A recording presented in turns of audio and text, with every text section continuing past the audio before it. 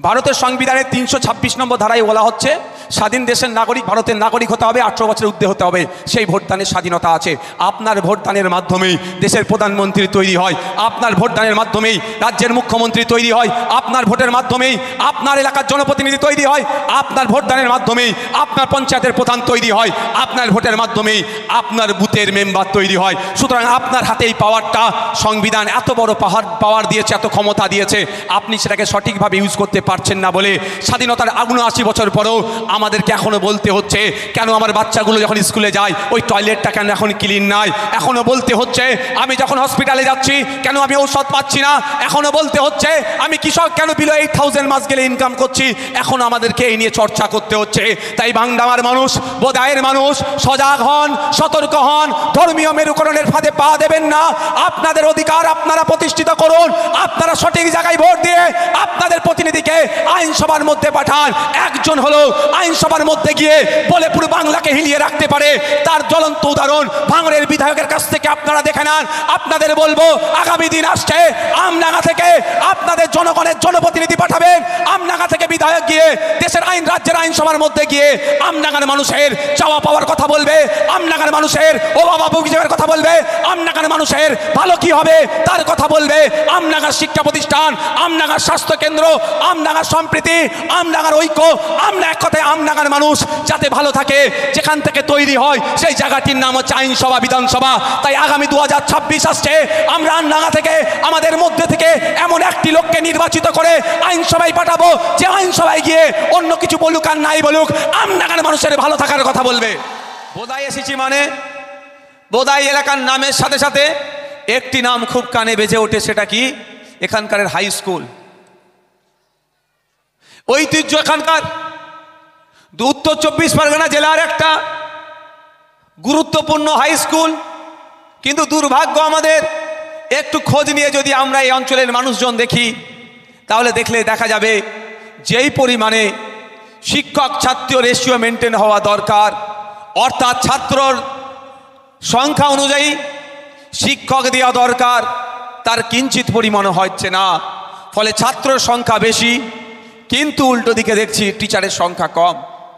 সেই প্রশ্ন নিয়ে আমাদেরকে ঐক্যবদ্ধভাবে না কোশ্চেন করি, দলবদ্ধভাবে না কোশ্চেন করি, রাজ্য সরকারকে না প্রশ্ন করি, শিক্ষামন্ত্রীকে না প্রশ্ন করি, আপনাকে আমাকে তার আগেই ভাগ করে দেওয়া হচ্ছে আমরা ওরা ভেবে, আমরা ওরা করে দেওয়া হচ্ছে।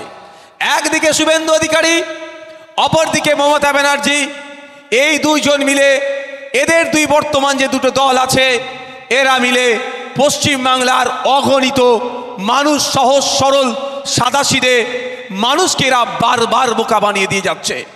আজকে বোদায় দাঁড়িয়ে আওয়াজ তোলা দরকার। বোদায় হাই স্কুল একটা ঐতিহ্যবাহী হাই স্কুলে টিচার নাই কেন, এই প্রশ্নটা আমাদের করা দরকার। তার পরিবর্তে এই বোদায় অঞ্চলের মানুষেরা ছুটে যাচ্ছে, কাউকে বলছে বাবু ফর্মটা ফিল আপ করে দাও, ফর্মটা ঠিক হয়েছে, ফিল আপটা ঠিক হয়েছে নাকি, ওটা নিয়ে তাদেরকে ব্যস্তর মধ্যে রেখে দিয়েছে। প্রশ্ন তোলা দরকার ছিল বোদাই হাই স্কুলে লাস্ট ফিনান্সিয়াল ইয়ারে কম্পোজিট গ্রান্ট বাবদ কত টাকা প্রাপ্য ছিল, কত টাকা দেওয়া হয়েছে, এই প্রশ্নটা তোলার দরকার ছিল। এই প্রশ্ন আমরা কেউ তুলছি না। আমরা ভাবছি আমার মায়ের নাম, আমার বাবার নাম, আমার দাদুর নাম, আমার দাদিমার নাম 2002 এর ভোটার লিস্টে আছে নাকি দেখি, ওটা নিয়ে এসে আমাকে গণনা ফর্ম ফিল আপ করে জমা দিতে হবে। প্রশ্ন তোলার দরকার ছিল বোদাই হাই স্কুলে যে টয়লেটটি আছে, আমি দায়িত্ব নিয়ে বলছি আগামীকাল হাই স্কুলে যাবেন, যদি রাতের মধ্যে পরিষ্কার করে দেয় তো ভালো কথা, গিয়ে দেখবেন গার্জেনরা যাবেন, আপনাদের মহিলা যারা স্কুলে পড়ে, আপনাদের পুরুষগুলো যারা স্কুলে পড়ে, বয়েজ টয়লেট, গার্লস টয়লেটে গিয়ে দেখবেন কি নোংরা অবস্থা হয়ে আছে, ওখানে ব্যবহারের অযোগ্য হয়ে আছে। তাই এখানে প্রশ্ন তোলা দরকার ছিল আমার বাড়ির ছেলে মেয়েগুলো বোদাই হাই স্কুলে গিয়ে পড়াশোনা করে প্রকৃতির ডাকে যখন তারা সাড়া দিয়ে যাওয়ার চেষ্টা করে, তারা ওই টয়লেটগুলো ব্যবহার করতে পারে না। আমি তথ্য দিয়ে বলছি পশ্চিমবাংলার যে স্কুলগুলো আছে তার 5 to 10% ওপরে টয়লেট তারা ব্যবহারযোগ্য নয়। এটা আমি আমার কথা বলছি না, ডেটা দিয়ে বলছি। কারণটা কি? প্রশ্ন তোলার কথা ছিল তো আমাদের এটা, আজকে তো আলোচনার দরকার ছিল এটা যে বোদাই হাই স্কুল, এত বড় হাই স্কুল, এত ঐতিহ্যশালী হাই স্কুলের টয়লেটের অবস্থা খারাপ কেন? তার পরিবর্তে এখন আমরা কি করছি গো? বিওলোকে কবে ফর্মটা ফিল আপ করে জমা দেবো, তাই না? মানে সাবজেক্ট ছিল বোদায়ের উন্নয়ন, অবজেক্ট ছিল এটা। এখন আপনার সামনে সাবজেক্ট কোনটা দাঁড় করিয়েছে? আপনার গণনা ফর্ম। আর এই গণনা ফর্মকে সামনে রেখে মানুষকে হয়রানি করা হচ্ছে, মিথ্যাচার করা হচ্ছে। কিভাবে বিজেপি তৃণমূল মিলে সাধারণ মানুষকে পেশাই করছে তার আমি একটা তথ্য দিচ্ছি, আপনারা বুঝতে পারবেন। শুভেন্দু অধিকারী মহাশয় বলছেন পশ্চিমবঙ্গে নাকি 1.5 কোটি রোহিঙ্গা আছে, এসআইআর করে তাদেরকে তাড়িয়ে দেওয়া হবে। সত্যি যদি 1.5 কোটি অনুপ্রবেশকারী থাকে, অবৈধ অনুপ্রবেশকারী থাকে, তাদের বিরুদ্ধে দেশের যে আইন আছে আইন মোতাবেক ট্রিট করতে হবে, এটাতে কেউ দ্বিমত নয়। কিন্তু সত্যিকারের অর্থে কি পশ্চিম বাংলায় 1.5 কোটি রোহিঙ্গা আছে? এটা আমাদেরকে জানতে হবে। শুভেন্দু অধিকারী বর্তমানে যে দলে আছে, কেন বর্তমান বললাম আপনারা কি বুঝতে পেরেছেন? কখন কোথায় থাকে ওরাও জানে না, আর আমাদেরকেও বোকা বানিয়ে দেয়। আজকে যেখান রামে আছে কালকে সে চলে যাচ্ছে, ওই জন্যই বর্তমান দল বললাম। যাক, শুভেন্দু অধিকারী মহাশয়ের বর্তমান রাজনৈতিক দলের নাম হচ্ছে বিজেপি। বিজেপি কেন্দ্র সরকার চালাচ্ছে। কেন্দ্র সরকার সুপ্রিম কোর্টে একটা হলফনামা দিয়েছে একটা মামলাতে। কেন্দ্র সরকারকে প্রশ্ন করেছিল, জানতে চেয়েছিল সুপ্রিম কোর্ট ভারতবর্ষে কত রোহিঙ্গা আছে। যে প্রশ্ন করেছিল বা জানতে চেয়েছিল, এফিডেভিট দিয়ে, হলফনামা দিয়ে সুপ্রিম কোর্টকে ভারত সরকার জানাচ্ছে, অর্থাৎ অমিত শাহজি, নরেন্দ্র দামোদর দাস মোদিজিরা জানাচ্ছেন সারা ভারতবর্ষে 40,000-এর একটু বেশি রোহিঙ্গা আছে, মানে 41,000-ও নয়। যদি সারা ভারতবর্ষে 40,000-এর একটু বেশি রোহিঙ্গা থাকে, তাহলে পশ্চিমবাংলায় 1.5 কোটি রোহিঙ্গা কি করে থাকলো? কত বড় অসত্য কথা বলছে। তাহলে তো ভারত সরকার সুপ্রিম কোর্টকে তথ্য দিয়ে বলতে পারতেন পশ্চিমবাংলায় 1.5 কোটি রোহিঙ্গা প্লাস পশ্চিমবাংলা ছাড়া ভারতবর্ষের বিভিন্ন প্রান্তে 40,000 যুক্ত আছে, এ কথা বলতে পারতো তো। তাহলে এ থেকে একটা প্রমাণিত হয় যে শুভেন্দু অধিকারী মহাশয় 1.5 কোটি রোহিঙ্গার যে গল্প শোনাচ্ছে সেটা শুধুমাত্র আয়স করার জন্য, মিথ্যাচার করার জন্য, পশ্চিমবাংলার মানুষকে বদনাম, পশ্চিমবাংলার মানুষের প্রতি তার বিদ্বেষের একটা জ্বলন্ত উদাহরণ। এটা বিশ্বাস করা যায় তো নাকি ভাই? তাহলে আমার প্রশ্ন এখানে, ভারত সরকার যেখানে বলছে যে পুরো ভারতবর্ষে 40,000-এর একটু বেশি রোহিঙ্গা আছে, আর শুভেন্দু বাবু যেখানে বলছে পশ্চিমবাংলায় 1.5 কোটি আছে, তাহলে পশ্চিমবাংলা সরকার কি করছে? শুভেন্দু অধিকারীর বিরুদ্ধে, তার বিরুদ্ধে ব্যবস্থা গ্রহণ করছে না কেন? এই প্রশ্নটা আমাদের করতে হবে তো নাকি? একটু সাড়া দেবেন না ঠান্ডা পড়ে গেছে? প্রশ্ন করা তো দরকার, প্রশ্ন করতে হবে। তাহলে পশ্চিমবাংলা সরকার কেন শুভেন্দু অধিকারীর এই কথাটার বিরুদ্ধে আইনত ব্যবস্থা গ্রহণ করছে না? এই প্রশ্নটা আমাদেরকে করতে হবে। শুভেন্দু বাবুর বিরুদ্ধে যদি পশ্চিমবাংলা সরকার আইনত ব্যবস্থা নেয়, তাহলে শুভেন্দু বাবু যেভাবে বিস্ফোরক মন্তব্য করছে, যেই মন্তব্যতে সম্প্রীতির বাংলায় যে কোনো টাইম অপ্রীতিকর ঘটনা ঘটে যাবে, এই সম্প্রীতির বাংলা, এই বাংলা ঐক্যের বাংলাতে যে কোনো টাইম অপ্রীতিকর ঘটনা ঘটে যাবে, হিংসা হতে পারে, অথবা বিভিন্ন ধর্মের মানুষের মধ্যে ফাটল তৈরি হতে পারে, যে বক্তব্য দিচ্ছে। এখন শুভেন্দু অধিকারীকে ধরে যদি জেলের মধ্যে রাখা হয় মিথ্যা তথ্য পরিবেশনের জন্য, তাহলে পশ্চিমবাংলায় ভাড় খাওয়া ভাষণ আর দেওয়ার লোক থাকবে না, পশ্চিমবাংলার সম্প্রীতি বিনষ্ট করার লোক থাকবে না। কিন্তু তৃণমূল কংগ্রেস তো চায় না পশ্চিমবাংলার সম্প্রীতি, পশ্চিমবাংলার ঐক্য। তৃণমূল কংগ্রেসও বিজেপির সাথে তাল মিলিয়ে সাম্প্রদায়িক রাজনীতির চাষ করছে। কারণ শুভেন্দু অধিকারী যত সাম্প্রদায়িক কথা বলবে, হিন্দু মুসলমানের মধ্যে তত বিভাজন হবে, হিন্দু মুসলমানের মধ্যে যত বিভাজন হবে, প্রশ্ন তোলার লোক কমে যাবে, অথবা প্রশ্নটা দু সাইড থেকে একসাথে সম্মিলিতভাবে উঠবে না। এরা যেভাবে ব্যর্থ, এর ব্যর্থতার দায় ঢাকার জন্য এরা সাম্প্রদায়িক রাজনীতিকে বকলমে প্রমোট করছে। আপনারাই বলুন, আপনার আমার কপালে লিখে দিচ্ছে কি 1.5 কোটি রোহিঙ্গা আছে, তো রোহিঙ্গা তো নাই, মিথ্যা কথা বলছে, অসত্য কথা বলছে। তাহলে পশ্চিমবাংলার সরকারকে তো অপমান করছে শুভেন্দুবাবু, কি গো অপমান করছে তো নাকি? তাহলে অপমানের জবাব দেওয়ার জন্য পশ্চিমবাংলা সরকারের কাজ কি ছিল? শুভেন্দুবাবুর বিরুদ্ধে সুমোটো মামলা করে ধরে জেলের মধ্যে রেখে দেওয়া।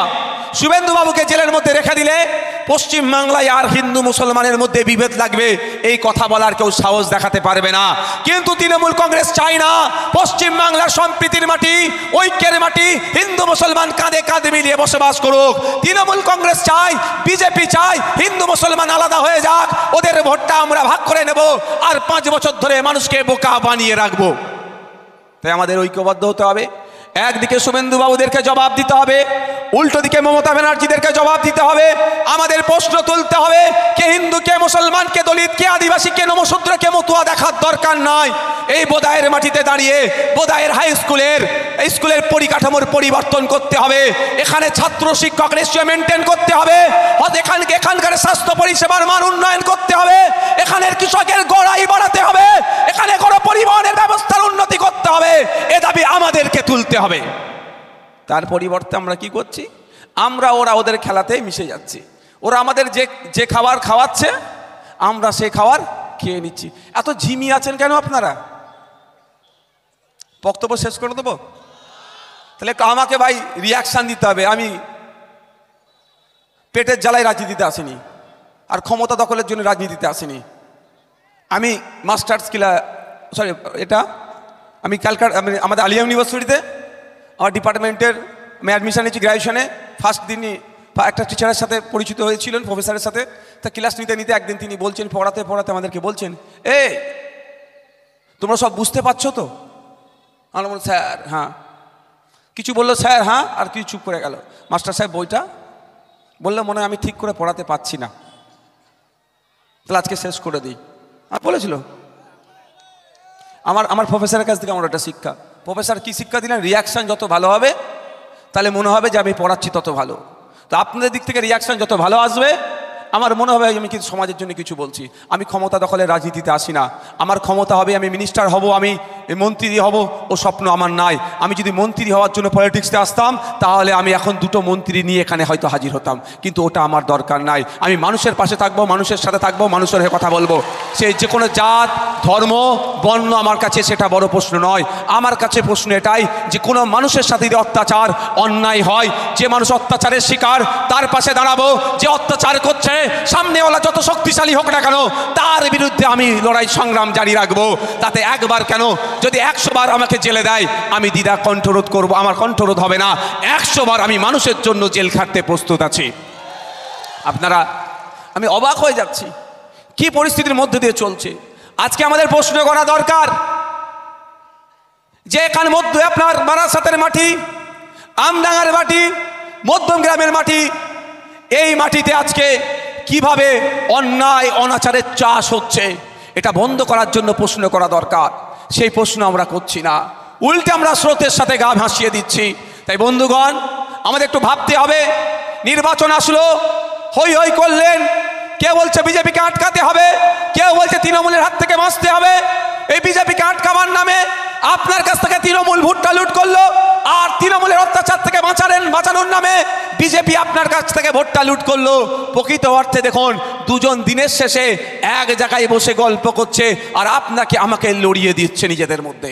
তাই আমাদের ভাবতে হবে 2021 সালে নির্বাচনের সময় একটা রাজনৈতিক দল আওয়াজ তুললো ভোটটা অন্য জায়গায় দিও না, বিজেপি চলে আসবে। আপনারা ভরসা করলেন, ওদের ট্যাপে পা দিলেন, ওদের দেওয়া ঔষধ আপনি গিলে নিলেন। আপনাকে বিজেপি আটকানোর স্বপ্ন দেখালো, আপনি বিজেপি আটকানোর জন্য তৃণমূলকে ভোটটা দিলেন। কিন্তু আজকে 2021 থেকে ভোটটা দিয়েছেন, আজকে 2025, 4.5 বছর হতে চলেছে। আপনারা বুকে হাত দিয়ে বলুন, আপনাদের ভোটটা সত্যিকারের অর্থে বিজেপিকে আটকানোর জন্য কাজে লাগলো না, বকলেমে তৃণমূলকে ভোটটা দিয়ে বরঞ্চ বেশি করে বিজেপির চাষ বাংলায় হলো।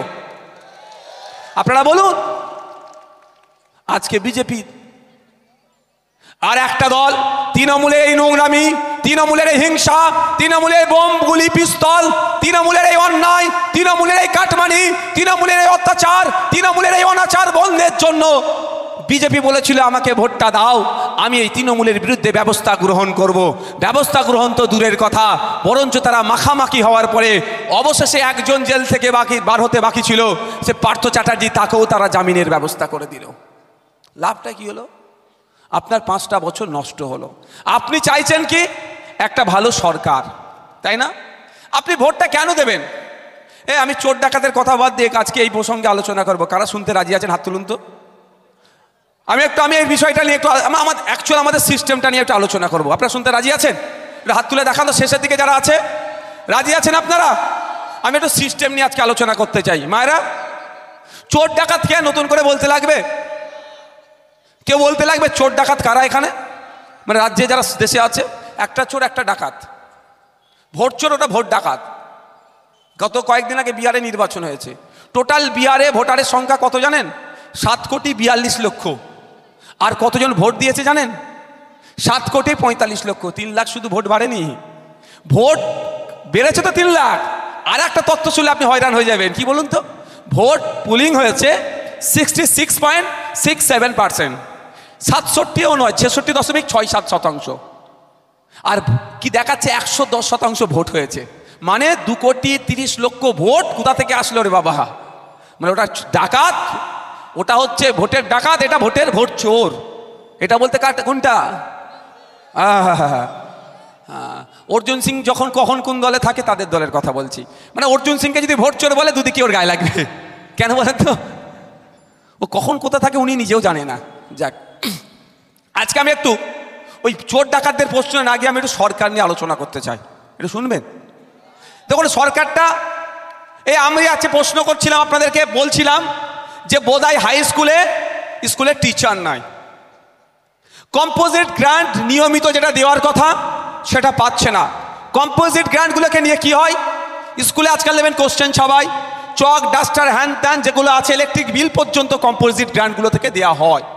তো নিয়মিত না আসার ফলে এইগুলো থেকে তারা ব্যাঘাত ঘটছে। এবার আমার প্রশ্ন, বোধহয় হাই স্কুলের বাচ্চার যেগুলো পড়াশোনা করতে যায়, তারা যেই টয়লেটে যায়, টয়লেটের দুরবস্থা কেন?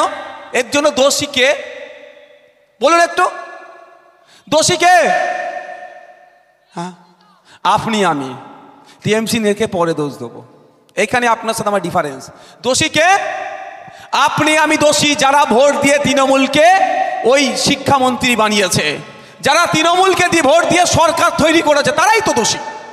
আপনি চাইছেন বোধহয় হাই স্কুলে শিক্ষক ছাত্র রেশিও মেনটেন করে শিক্ষক দেওয়া হোক। আপনি চাইছেন বোধহয় হাই স্কুলের কম্পোজিট গ্রান্টগুলো নিয়মিত আসুক। আপনি চাইছেন বোধহয় হাই স্কুলের যে বাচ্চাগুলো স্কুলে যায় টয়লেটটা যাতে পরিষ্কার থাকে।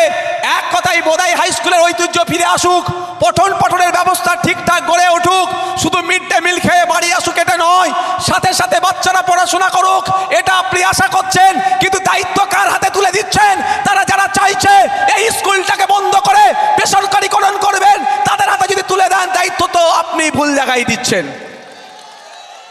আপনি আশা করছেন কি ডাব খাবো, আর লাগাচ্ছেন কি আমড়া গাছ। আমড়া গাছ লাগিয়ে ডাব খাওয়ালে হবে? আশা করলে হবে? আপনি আশা করছেন আমডাঙ্গার ব্লক হসপিটালটাতে গিয়ে যাতে সঠিক ট্রিটমেন্ট পায়। আমডাঙ্গার ব্লক হসপিটালে গেলে নিয়মিত যাতে ডাক্তার আসে, ওখানে এক্সরে হয়, এক্সরে রিপোর্ট ওখান থেকেই পাবো, ওখান থেকেই ট্রিটমেন্ট পাবো, আমি ওখান থেকে ট্রিটমেন্ট নিয়ে সুস্থ হয়ে বাড়ি আসবো, এ আশা করছেন। কিন্তু খোঁজ নিয়ে দেখুন, আমডাঙ্গা হসপিটালে যাবেন, নিয়মিত ডক্টর পাবেন না। ডক্টর থাকলে নার্স নাই, নার্স থাকলে ঔষধ নাই। আবার অনেক ক্ষেত্রে দেখবেন এক্সরে করার দরকার আছে, এক্সরে মেশিন থাকলে তো টেকনিশিয়ান নাই, টেকনিশিয়ান থাকলে ওই যে রিপোর্ট প্রিন্ট হয়ে আসবে সেটা নাই।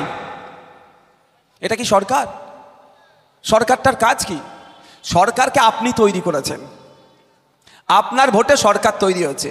কারণ আগামী 5 বছর আপনি কি করবেন? অসুস্থ হলে সুস্থ করে তুলবে সরকার, এই লক্ষ্য নিয়ে তাকে ভোট দিয়েছেন।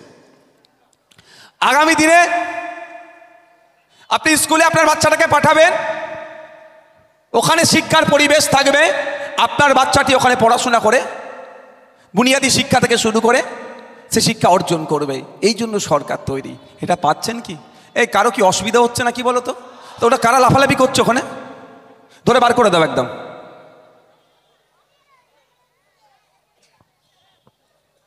আমি কি বোঝাতে চাইছি আপনারা বুঝতে পারছেন? সরকারের কাজটা কি? কাটমানি খাওয়া? সরকারের কাজটা কি? সরকারের কাজ হচ্ছে আমার মাথায় ছাদ নয়, ছাদের ব্যবস্থা করা। সরকারের কাজ আমার পেটে খিদে আছে, খাদ্যের ব্যবস্থা করা। সরকারের কাজ আমি অসুস্থ, আমাকে সুস্থ করে তোলা। সরকারের কাজ আমি পড়াশোনা করতে চাই, সেই পরিবেশ আমাকে দেওয়া। সরকারের কাজ হচ্ছে কৃষকের মাসিক গড়াই বাড়ানো। সরকারের কাজ হচ্ছে ওই আমাদের চা বাগানের চা শ্রমিকদের মিনিমাম ওয়েজেস ঠিক করা। সরকারের কাজ হচ্ছে আপনাকে সুষ্ঠু সমাজ ব্যবস্থা দেওয়া। সরকারের কাজ হচ্ছে আপনি যাতে ভালো থাকেন তার ব্যবস্থা করা। কিন্তু তার পরিবর্তে আমরা কি দেখছি? সরকারের সাথে গুটি কয়েক লোক যারা জুড়ে আছে তারা তাদের প্রভাব প্রতিপত্তি বাড়াচ্ছে, তাদের অ্যাসেট বাড়াচ্ছে, কিন্তু সাধারণ মানুষ যাদের ভোটে সরকার তৈরি হলো তারা ক্রমশ পিছিয়ে যাচ্ছে, বঞ্চিত হচ্ছে। তাহলে ভুল জায়গায় তো আপনারা ভোটটা দিয়েছেন। তাহলে আপনি এত বড় পাওয়ারফুল, আপনি সরকার তৈরি করছেন। কি বলছি বুঝতে পেরেছেন? হ্যাঁ, আপনারা যারা চটে বসে আছেন, যারা আপনারা নিচে বসে আছেন, আপনারা এতটাই পাওয়ারফুল, মোদিজিকে আপনারাই তৈরি করেছেন। আপনারা এতটা পাওয়ারফুল, মমতা ব্যানার্জিকে আপনারা তৈরি করেছেন। আপনারা এতটা পাওয়ারফুল, ব্রাত বসুকে শিক্ষামন্ত্রী তৈরি করেছেন। আপনারা এতটাই পাওয়ারফুল, মমতা ব্যানার্জিকে স্বাস্থ্যমন্ত্রী তৈরি করেছেন। আপনারা এতটাই পাওয়ারফুল, স্নেহাশিস বাবুকে আপনারা ট্রান্সপোর্ট মিনিস্টার তৈরি করেছেন। কিন্তু দুর্ভাগ্য, ট্রান্সপোর্ট মিনিস্টার তৈরি করলেন, হেলথ মিনিস্টার তৈরি করলেন, এডুকেশন মিনিস্টার তৈরি করলেন, লেবার মিনিস্টার তৈরি করলেন, কিন্তু দিনের শেষে তারা মোটা অঙ্কের মাইনে পাচ্ছে। আপনি আবার তাদেরকে মাইনে দিয়ে রেখেছেন, কারো 1.5 লাখ টাকা, কোনো বিধায়ককে 1,21,000 টাকা আপনি তাদেরকে দিয়ে রাখলেন। তারা উপকৃত হলো, ফোন খরচের জন্য তারা মাস গেলে 5,000 টাকা করে পাচ্ছে, যেখানে 1 বছরের প্যাক 5,000 টাকার মধ্যে হয়ে যায়। মাস গেলে আপনারাই তাদেরকে 5,000 টাকা করে দিচ্ছেন। তারপরেও দেখেন ওরা বিত্তশালী ক্রমশ হয়ে যাচ্ছে, আর আপনারা ক্রমশ পিছন দিকে যাচ্ছেন। তাহলে আমাদের কি করতে হবে? এবার সরকার নিজেরা তৈরি করবে। আবার ক্ষমতা আছে, আপনি শিক্ষামন্ত্রী তৈরি করলে স্কুলের হাল পরিবর্তন হয়ে যাবে। আপনি হেলথ মিনিস্টার তৈরি করে নিজে থেকে হসপিটালের আমূল পরিবর্তন হয়ে যাবে। আপনি পরিবহন মন্ত্রী তৈরি করে নিজের থেকে গণপরিবহন সরকারি বাস ব্যবস্থা যেটা আছে, যেটা ভেঙে পড়েছে, সেটার পরিবর্তন হবে। আপনি অর্থমন্ত্রী তৈরি করুন, আমাদের পুলিশ সহ সরকারি কর্মচারীদের কেন্দ্রীয় সমাহারে ডিএর ব্যবস্থা হয়ে যাবে। আপনাকে আমাকে তৈরি করতে হবে। তো আমি একবার চ্যালেঞ্জ করেছিলাম, 6 মাসের জন্য আমাকে দিক অর্থ দপ্তর, যা প্রকল্প চলছে একটাও বন্ধ হবে না। সরকারি কর্মচারীদের কেন্দ্রীয় সমাহারে দিয়ে দেব, এবং সাথে সাথে কি বলেছিলাম, যে প্রকল্পগুলো চলছে একটাও বন্ধ করব না। যদি ফেল হয় কোনোদিন আর রাজনীতির মঞ্চে উঠবো না। কিন্তু মমতা ব্যানার্জি চ্যালেঞ্জ অ্যাকসেপ্ট করেনি। জায়গা আছে তো। তাহলে আমরা আমাদের ভুলটা নিজেরাই করছি। সব ভোটের আগে একদম 4.5 বছর আমরা এই করেঙ্গা ত্যান করেঙ্গা, এটা চলবে না, ওটা চলবে না, এ খারাপ ও খারাপ, খুব ফতোয়া দিলাম, খুব কথা বললাম, ভোটের সময় সব ভুলে গেলাম। তাই আপনাদের বলবো, আপনাকে আমাকে ভাবতে হবে আপনার আমার পাওয়ারটা কত। দেশের সংবিধান আর্টিকেল 326 সংবিধানে, ভারতের সংবিধানে 326 নম্বর ধারাতে আপনাকে একটা পাওয়ারফুল অস্ত্র দিয়েছে। যে অস্ত্রটা AK-47-এর থেকেও পাওয়ারফুল, যে অস্ত্রটা M5-এর থেকেও পাওয়ারফুল, যে অস্ত্রটা এই যুদ্ধে যত রকম সরঞ্জাম আছে তার থেকেও বেশি পাওয়ারফুল, সেটা কি বলুন তো? আপনার ভোটিং রাইট। ভারতের সংবিধানের 326 নম্বর ধারায় বলা হচ্ছে, স্বাধীন দেশের নাগরিক, ভারতের নাগরিক হতে হবে, 18 বছরের ঊর্ধ্বে হতে হবে, সেই ভোটদানের স্বাধীনতা আছে।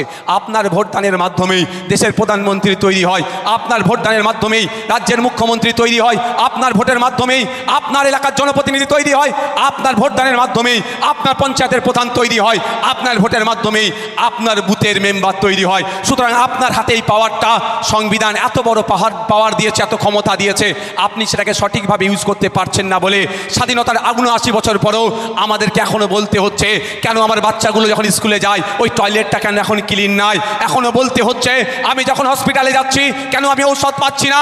এখনো বলতে হচ্ছে, আমি কৃষক কেন বিলো 8,000 মাস গেলে ইনকাম করছি। এখন আমাদেরকে এই নিয়ে চর্চা করতে হচ্ছে। তাই বাংলার মানুষ, বোদায়ের মানুষ, সজাগ হন, সতর্ক হন, ধর্মীয় মেরুকরণের ফাঁদে পা দেবেন না। আপনাদের অধিকার আপনারা প্রতিষ্ঠিত করুন। আপনারা সঠিক জায়গায় ভোট দিয়ে আপনাদের প্রতিনিধিকে আইনসভার মধ্যে পাঠান। একজন হলো আইনসভার মধ্যে গিয়ে বলে পুরো বাংলাকে হিলিয়ে রাখতে পারে, তার জ্বলন্ত উদাহরণ ভাঙড়ের বিধায়কের কাছ থেকে আপনারা দেখে নেন। আপনাদের বলবো, আগামী দিন আসছে, আমডাঙ্গা থেকে আপনাদের জনগণের জনপ্রতিনিধি পাঠাবেন। আমডাঙ্গা থেকে বিধায়ক গিয়ে দেশের আইন, রাজ্যের আইনসভার মধ্যে গিয়ে আমডাঙ্গার মানুষের চাওয়া পাওয়ার কথা বলবে, আমডাঙ্গার মানুষের অভাব অভিযোগের কথা বলবে, আমডাঙ্গার মানুষের ভালো কি হবে তার কথা বলবে। আমডাঙ্গার শিক্ষা প্রতিষ্ঠান, আমডাঙ্গার স্বাস্থ্য কেন্দ্র, আমডাঙ্গার সম্প্রীতি, আমডাঙ্গার ঐক্য, আমরা এক কথায় আমডাঙ্গার মানুষ যাতে ভালো থাকে, যেখান থেকে তৈরি হয় সেই জায়গাটির নাম হচ্ছে আইনসভা, বিধানসভা। তাই আগামী 2026 আসছে, আমরা আমডাঙ্গা থেকে আমাদের মধ্যে থেকে এমন একটি লোককে নির্বাচিত করে আইনসভায় পাঠাবো, যে আইনসভায় গিয়ে অন্য কিছু বলুক আর নাই বলুক, আমডাঙ্গার মানুষের ভালো থাকার কথা বলবে। করতে হবে তো নাকি? আর নালে কি হবে? আমি কারো ব্যক্তিগত আক্রমণ কোনোদিন করেছি দেখেছেন? এখানে এসে একটা কথা বলে যায়। আপনাদের বর্তমান বিধায়কের নাম কি? রফিকুর রহমান সাহেব। না, আমি ওসবে যাচ্ছি না। আমি একটা বলি, উনি একটা স্ট্যান্ডিং কমিটির মেম্বার, আমিও সে স্ট্যান্ডিং কমিটির মেম্বার। আমরা একটা ভিজিটে গিয়েছিলাম, তাই তো নাকি? তো কিছু ছবি উঠেছিল, উনি ওনার ফেসবুক পেজে পোস্ট করেছে, আমি আমার ফেসবুক পেজে পোস্ট করেছি। আবার তারপরে বলছে এআই দিয়ে নাকি করেছে। তো আমি এই ধরনের অসত্য কথা বলি না ভাই। ওখানে বিজেপিরও বিধায়ক ছিল, তৃণমূলেরও ছিল, সংযুক্ত মোর্চারও বিধায়ক ওখানে ছিল। সরকারি একটা কমিটি গিয়েছে শিক্ষা প্রতিষ্ঠানের হাল দেখতে। আমি ওখানে গিয়ে না, আমি বাথরুমে চলে গিয়েছিলাম। ওরা গিয়েছে মাস্টার মশাই কে কী করছে, সে ভুল কাজ ওনারা কিছু করেনি। ওনারাও অন্য দেখছিল, মিড ডে মিল কেমন করে খাচ্ছে না খাচ্ছে সব দেখেছে। আর আমি এগুলো দেখার পরে বাথরুমে চলে গিয়েছিলাম, গিয়ে ভিডিও করে নিয়ে এসেছি, আমার মোবাইলে আছে, চাইলে আমি ফেসবুকে একবার পোস্ট করেছিলাম, চাইলে দিতে পারবো। কেন? আমাকে পাঠানো হয়েছে ওখানে কিসের জন্য? ওইগুলো দেখার জন্য। আমি ভালোগুলো তো আমার নজরে সব এমনি এসে যাবে, ভেসে ভেসে আসবে, তাই না? তা আমাকে খুঁজতে হবে কি? আমি তো বিরোধী, খারাপগুলো যত খুঁজবো, বিরোধীরা যত আওয়াজ তুলবে, খারাপগুলোকে ঠিক করার জন্য তৎপর হবে। এই আমাদের যে ডেমোক্রেসি, আমরা গর্ব করে বলি, আপনারাও বলবেন। কোনো বিদেশি নাগরিকের সাথে যদি কোনো সময় বিভিন্ন মাধ্যম দিয়ে আপনারা কথা বলেন, বা বিদেশি নাগরিক যখন দেশে আসে গর্ব করে আমার দেশের ডেমোক্রেসির কথা বলবেন, যে আমার দেশের এমন ডেমোক্রেসি। কিন্তু দুর্ভাগ্য, এটা ওদেরকে বলবেন না, আমি বলছি আপনাদের দুর্ভাগ্য, আমরা ডেমোক্রেসিকে ইউটিলাইজ করতে পারি না, এটা আমাদের দোষ। কিন্তু আমাদের ডেমোক্রেসি পাওয়ারফুল ডেমোক্রেসি। এই ডেমোক্রেসিতে দেশের প্রধানমন্ত্রীর ভোটের যতটা ক্ষমতা, এই সামনে যে চায়ের দোকানে যে চা বিক্রি করছেন ওই কাকা বা ওই চাচারও অতটাই ভোটের ক্ষমতা। এর থেকে বড় জিনিস আর কি নেবেন? এটা আমাদের দেশের ডেমোক্রেসি। আর একটা বলবেন কি, যে আমার দেশের ডেমোক্রেসিতে অপোজিশনকে আজকে কিন্তু কথা বলতে দিচ্ছে না। আপনাদের বলে যাই, যেখানকার ডেমোক্রেসিতে অপোজিশন যতটা শক্তিশালী থাকবে, ডেমোক্রেসি গণতন্ত্র ততটাই সুরক্ষিত থাকবে। কিন্তু নরেন্দ্র দামোদর দাসের পরিচালিত ভারত সরকার বিরোধীদেরকে পছন্দ করছে না। আর মমতা ব্যানার্জির পরিচালিত পশ্চিমবাংলা সরকার বিরোধী কণ্ঠকে রোধ করার জন্য নওশাদের নামে 20টা মামলা দিয়ে দিয়েছে।